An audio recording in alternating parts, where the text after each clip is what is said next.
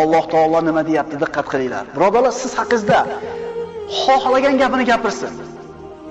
Sizning ustingizda xohlagan ishini qilaman desin. Kim aytgani bo'ladi? Alloh aytayapti. Shak shubhasiz biz ular sizni masxara qilib aytayotgan so'zlaridan dilingiz siqilishini bilurmiz. Bandalarim dillari siqilayotganini men bilaman, deyapti.